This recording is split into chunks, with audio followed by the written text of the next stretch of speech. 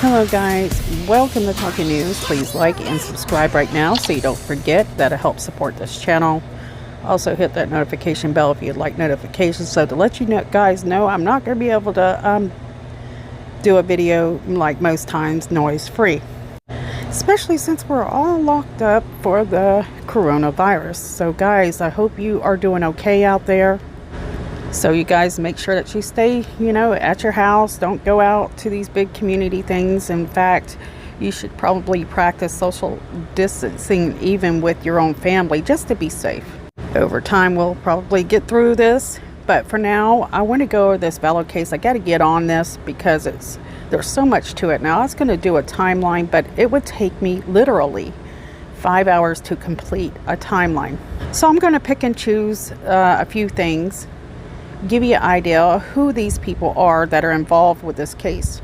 If you're not familiar with this case, guys, refer to my older videos before you listen to this one. So we know Chad Daybell, Lori Vallow Daybell,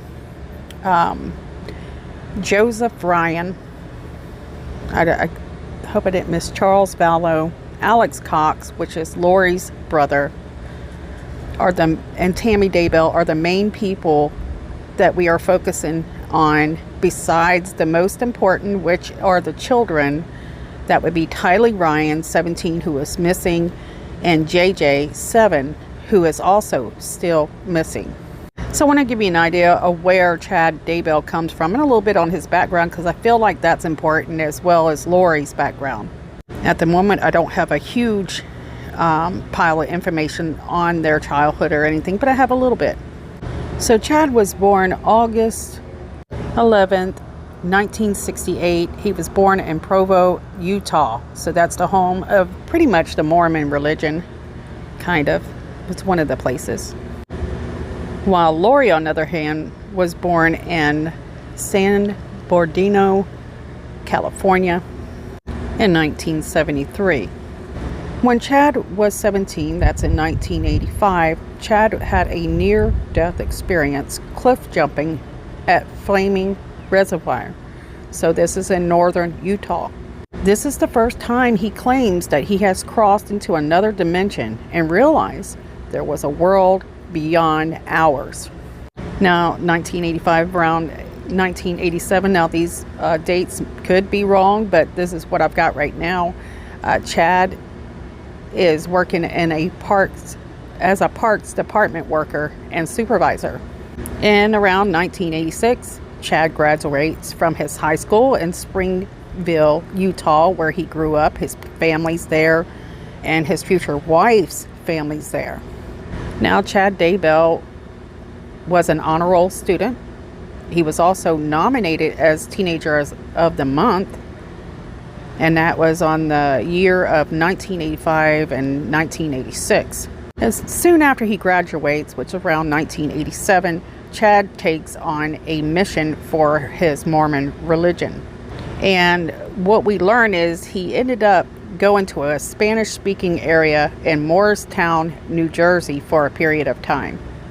Around August of 1989 to August 1991, Chad works part-time as a cemetery sexton in his hometown, Springville, Utah. He also starts college at Brigham Young University. According to a few dates, he was actually working as a sexton in this cemetery 12/4/1995. But he ends up working there and quitting several times throughout the years that he lives in Utah. Now, there is a very beautiful young lady by the name of Tamara Douglas Chad meets, and he ends up marrying her March 9th of 1990. So Tamara Douglas becomes Tammy Daybell. She goes by Tammy. And she says that they met at Brigham Young University.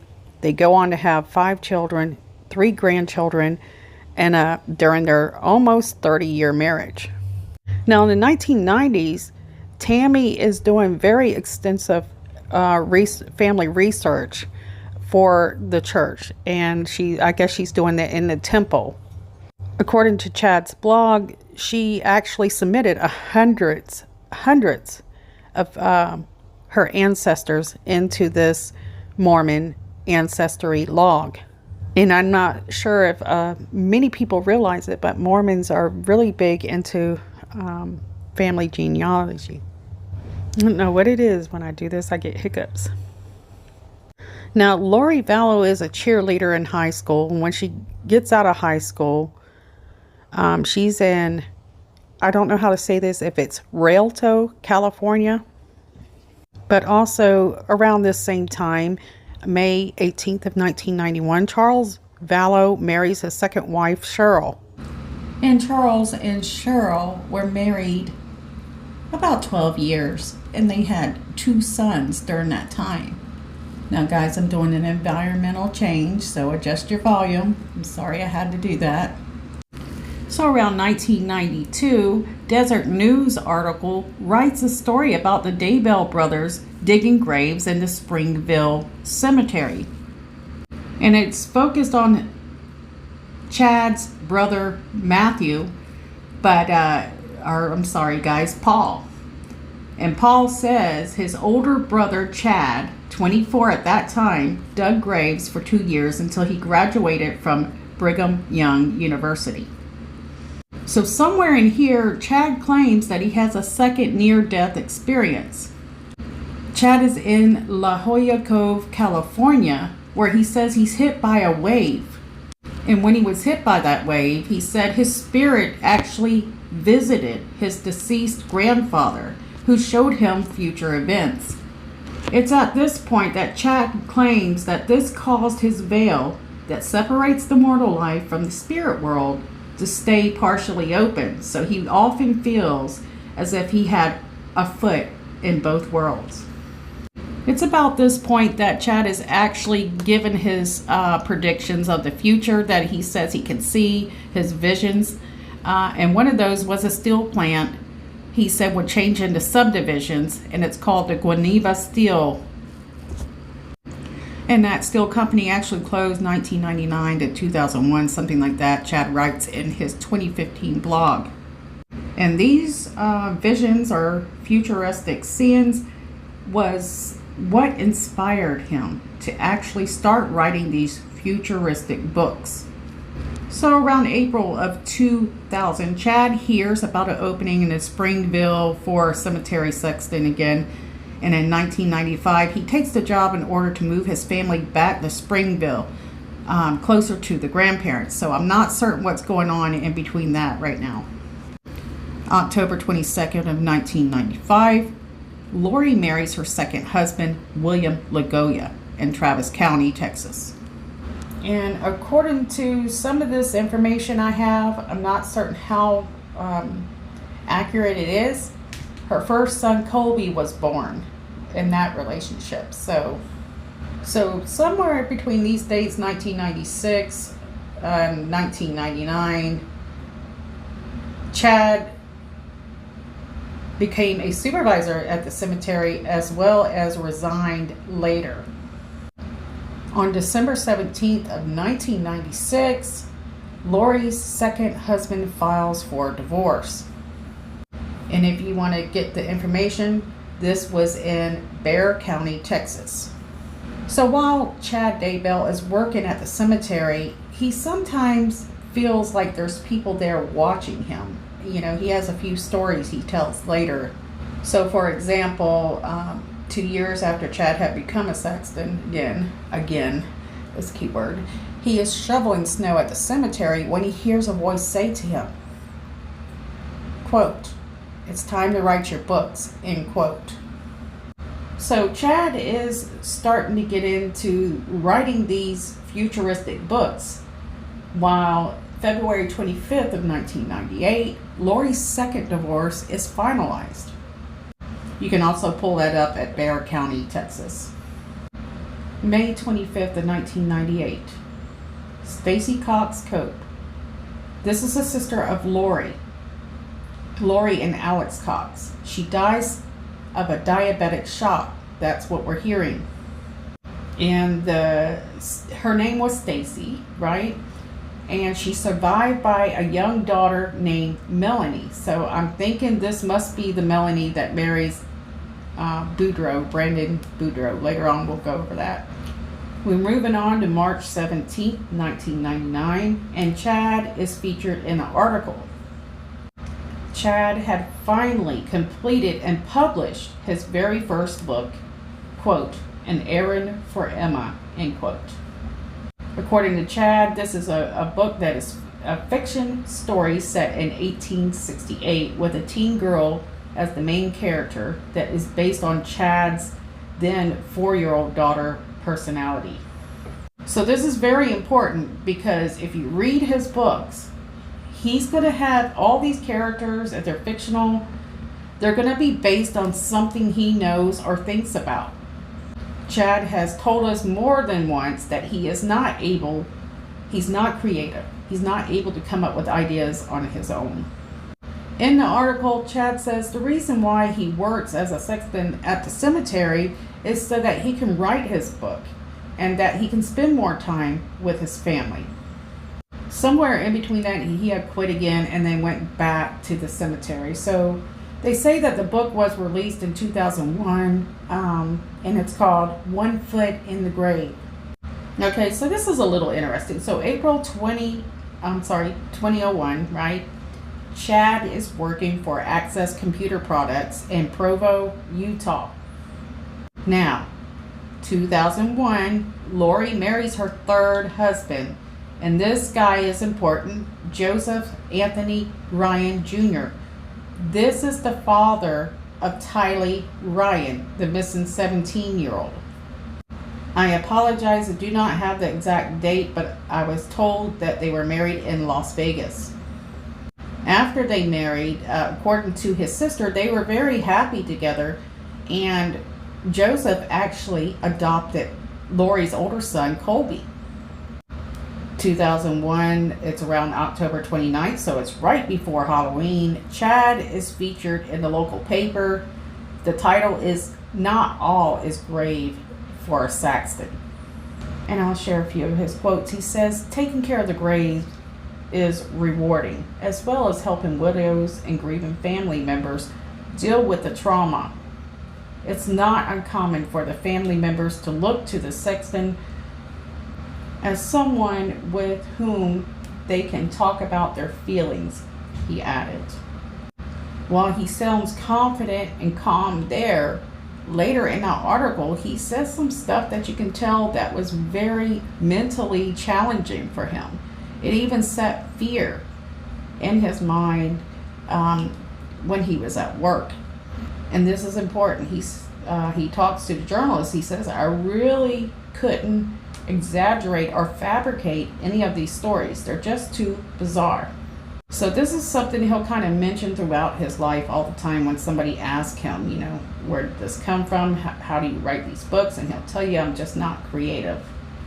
I want to share this story he considers devastating. I think it's important. So during his first week as a grave digger, soon after his family buried a woman, they realized the woman was still wearing her wedding ring.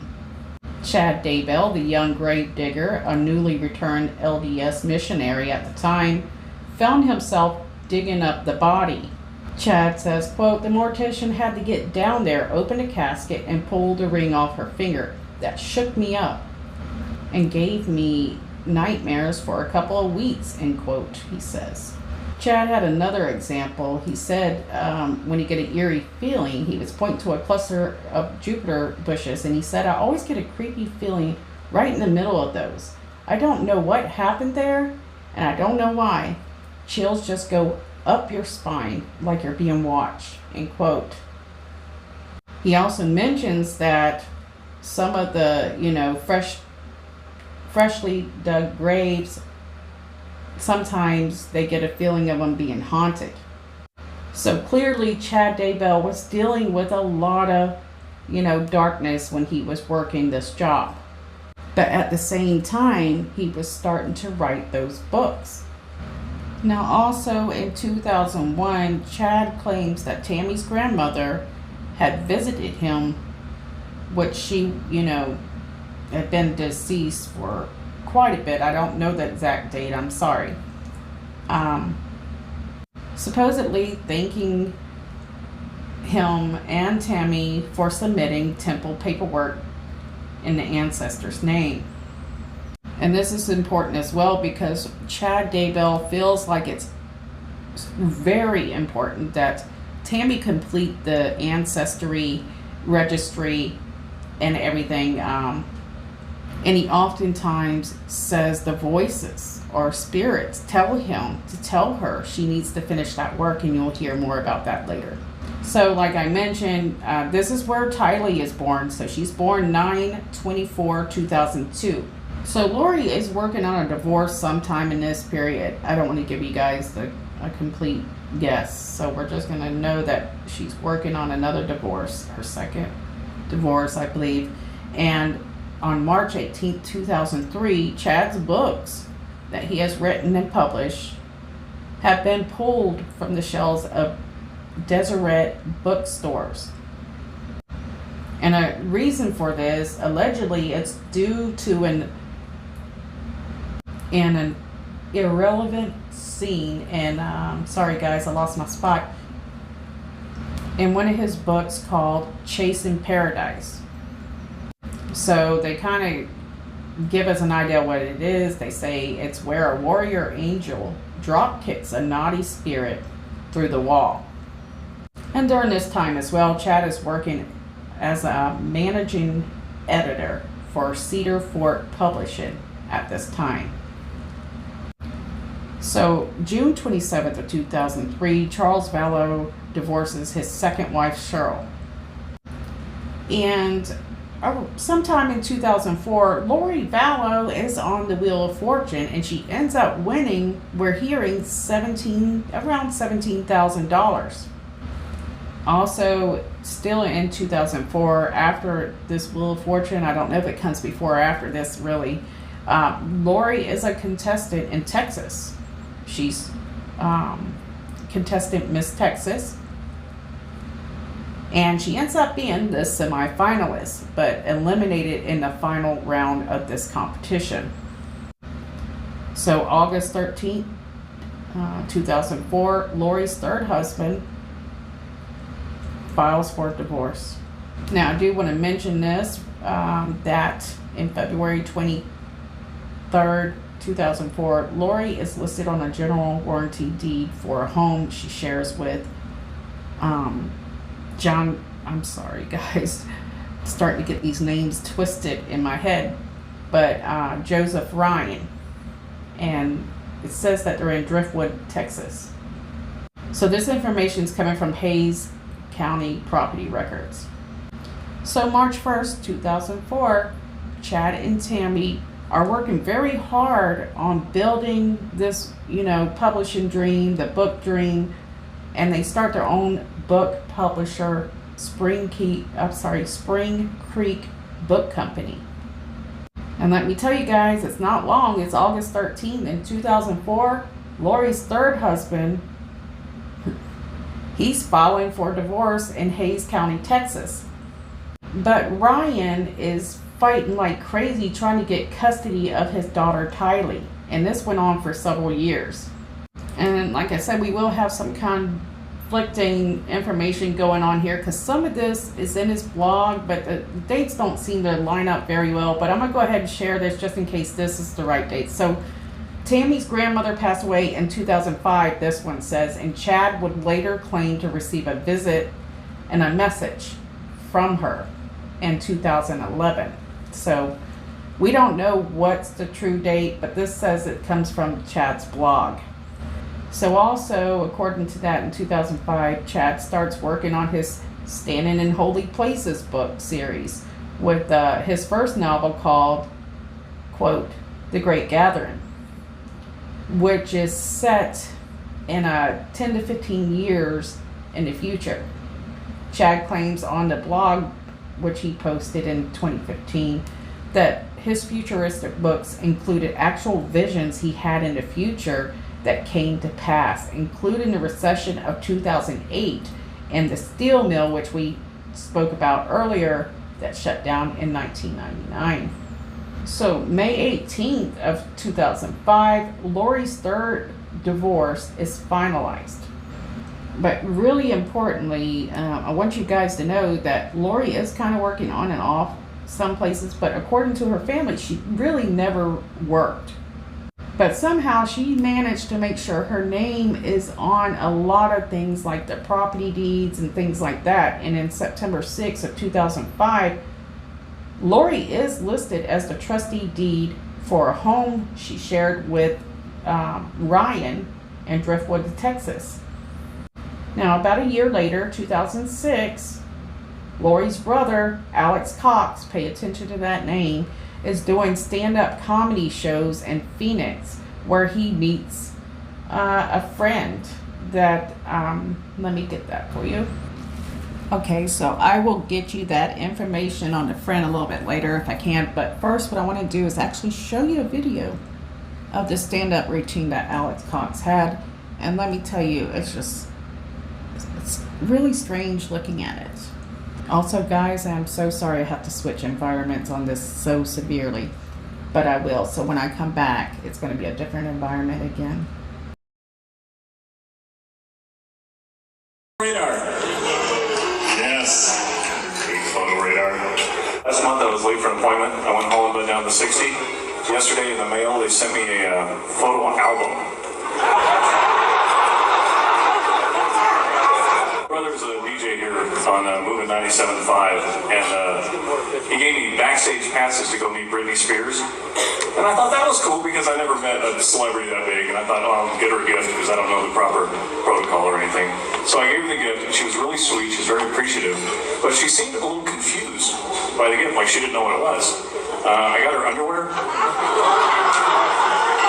and it had a little aloe vera lining because the last time I saw her, they looked tired. So I'm sorry. Tired. Before I did that job, I had a job that I thought was worse. I was a telemarketer at MCI. So I had to pretend to be other people when I would call because I was embarrassed to work there. And sometimes I call people as the water boy. Yes, hello. May I speak to Megan, please? Megan, I just wanted to tell you that my mommy said that the AT&T is the devil, and that you should switch. And now you know that. And she also said if you don't switch, you would have to show us all your movies. What's your name? Stephanie. Sometimes I call the people as Hannibal Lecter. Quid pro quo, Stephanie. I sell you things, you buy things. Do tell me about your long distance calling plan. Thrill me with your acumen. Tell me does Sprint ever call you just to say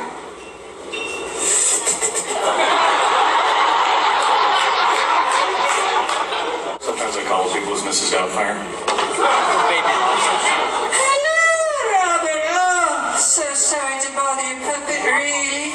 I don't mean to disturb you, dear. Just wanted to save you some money, you know? Oh, dear. I see you have both hands below the table, so I won't keep you long, all right? Oh, that's fabulous, dear. What a strapping young lad, aren't you? Losing it up, you're going to be easy tonight, dear. Oh, it's wonderful.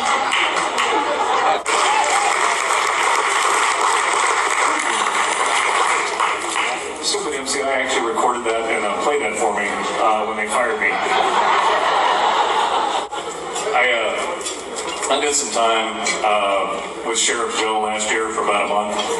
I had a religious experience. I found Jesus. I actually found Jesus Ayala, Jesus Jimenez, and Jesus Garcia.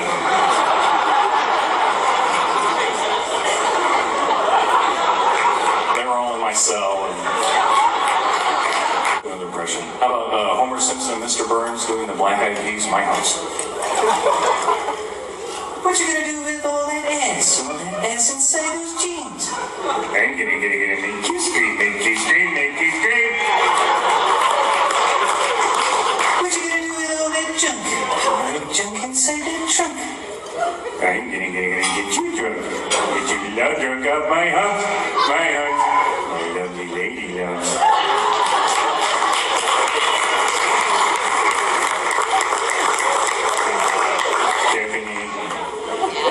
So it seemed that Alex Cox was actually kind of talented at that. So on February 24th of 2006, Lori marries her fourth husband, and that's Leland Charles Anthony Vallow. They marry in Las Vegas. And if you look up the marriages of a lot of these people, they several times they go to Las Vegas to get married. I believe Alex Cox did as well. So when Charles marries Lori, he's taking on Colby from another marriage, Tylee, and then they end up adopting another child, which we'll get to shortly. Now, Charles was raised Catholic, but according to some sources, they say that Charles actually converted to the Church of Jesus Christ of Latter-day Saints after meeting Lori. I haven't seen this article myself, but someone noted, and I wanted to share it just in case. March 6th of 2006, Springville Herald writes an article about Chad's new book, the LDS Top 5 Charts.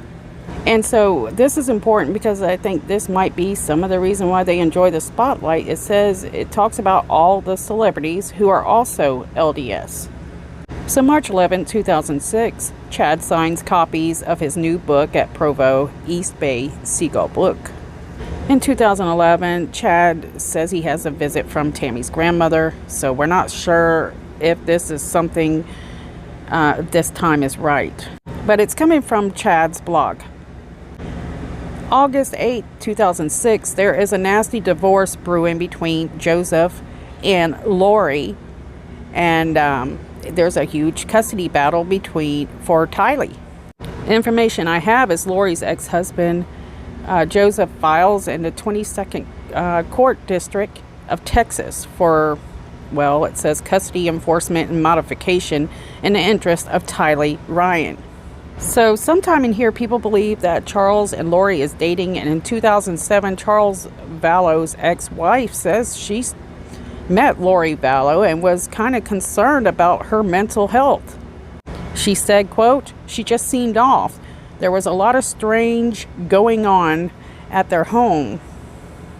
Sorry, they had a mistype, guys. I think they meant to say they had a lot of strange things going on at their home, to the point that the judge ordered cameras to be put into their home to protect the children, end quote.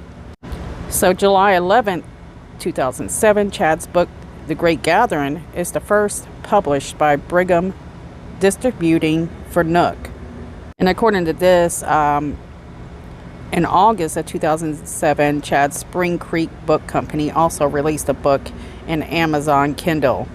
Now this one is very important, so you might want to mark this down. So August of 2007, Alex Cox, Lori Vallow's brother, tells a friend of his that he has to go to Austin, Texas in order to deal with some family affairs.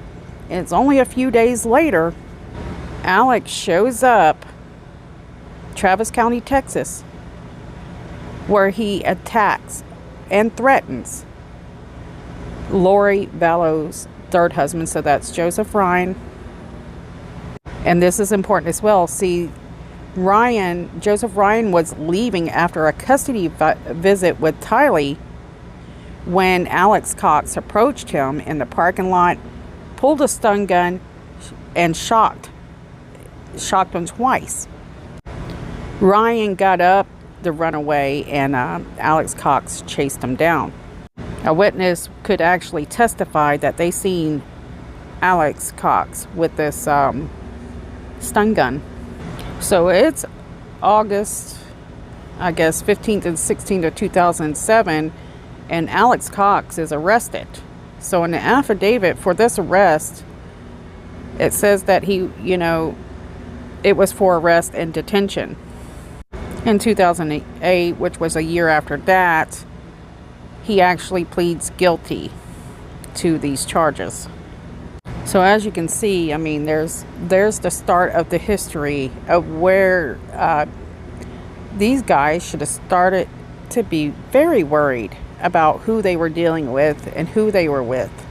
So there's your first hint that, Lori and Alex Cox are very close, and it seems that there's a possibility that Alex, that might have been his first thing since he had a stun gun, where he's, threatening her husbands. Now, I do want to share this, that in 2008, during Alex Cox's time behind bars, he had some dirty deeds going. While serving 90 days for his attack on Joseph, Alex Cox writes 4 letters to a friend. And it says, Alex, I apologize, guys. I lost my spot again. His friend says, Alex usually finds a way to mention his ex-brother-in-law in these letters that he writes without putting his name. And one of the letters reads, "Do me a favor, call Janice. Ask her to put Joe's address on a postcard and his license plate number. I think it will be popular here." So Janice is probably the code name for Lori. Anyways, he writes in another letter, "P.S. Can you get a picture from Lori of one of the ex-husbands and send it to me? Some of the guys would like to hang out with him." So he's very blatant. He's very malicious, I think. And Alex, when he sets a goal, it sounds like he will not back down. So this is concerning, considering what happens a few years later, which I'll mention in just a few. Now, interestingly, December 19th, 2008, Joseph Ryan, the guy that was attacked by Alex Cox, requests dismissal of appeal against Lori Vallow in the Third Court of Appeals. And one would have to wonder, did this threat get through to him to back off of Lori? And is this the reason he did it? So February 1st, 2009, Chad Daybell takes a sanitary sexton job in Spanish Fork City. His reason for this is due to the recession. So July 17th, 2009, we know that Joseph Ryan is still fighting for the custody of Tylee. And let me tell you guys, it's not a very pretty battle. So this is like the second filing or suit against Lori in the state of Texas. The suit is carried over by the Arizona courts. And according to them, it's a suit to modify parent-child relationship. Now, 2009 is the very beginning where we hear Lori Vallow is actually thinking she's above the law. Because they actually, the civil court finds Lori in contempt and charges her with judicial interference of disobeying a child custody agreement with Joseph Ryan in regards to Tylee. Somewhere in here, Chad is talking about a 5th plague. So 2011, Alec is ordered to pay Joseph for, the damages and things like that. I think it was about $5,000 for that taser assault. So July 27, 2011, Lori calls and cancels a July 30th court-ordered psych evaluation, guys. Her reasoning is, she says that her sister was in another state and was giving birth to a baby with medical complications. So she told them basically she had to leave town. Okay, guys, so July 31st, 2011, a psychologist decides to call Lori to schedule an appointment earlier after a concern that Lori is a flight risk. So it's in August 1st of 2011 she finally shows up for a psych eval. August 5th of 2011, Lori's ex-husband, which is Joseph Ryan, files a petition to modify the child custody, parenting time, and child support. So this is at a court in Maricopa County in Arizona. I want to make sure I have this. So Lori was fined for contempt of court. They charged her with interference and disobeying a child custody agreement with Joseph Ryan. I don't know if this is 2 times or if this is just where the date might have got mixed up a little bit. Okay, so a process server serves Lori this day, but through Charles Vallow. The document ordered Lori to undergo psychological evaluation after she told social workers death would be an option before she would give up Tylee. So in those documents, they go on to say that, these are some real and serious concerns. So I guess September 2011, Chad claims that Tammy's deceased grandmother visited him, told him to tell Tammy she needed to stop playing computer game Frontierville and get back to working on the family research at the temple, or its temple work. And he didn't just tell her, he typed up a message and gave it to Tammy. He also let Tammy's parents read this.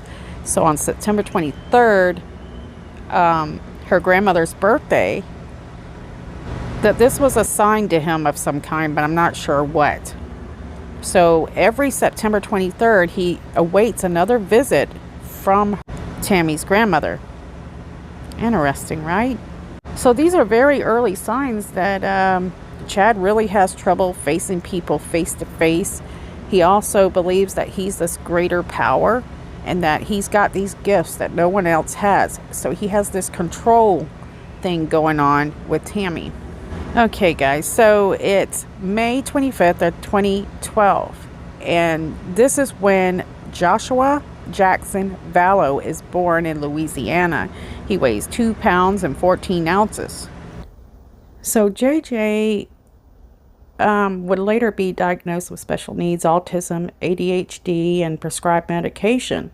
Now, we're not certain who the parents are of JJ, but Kay Woodcock, was Kay Vallow, or Charles Vallow's sister, and her husband, Larry Woodcock, cared for JJ for about 9 to 10 months prior, before letting Charles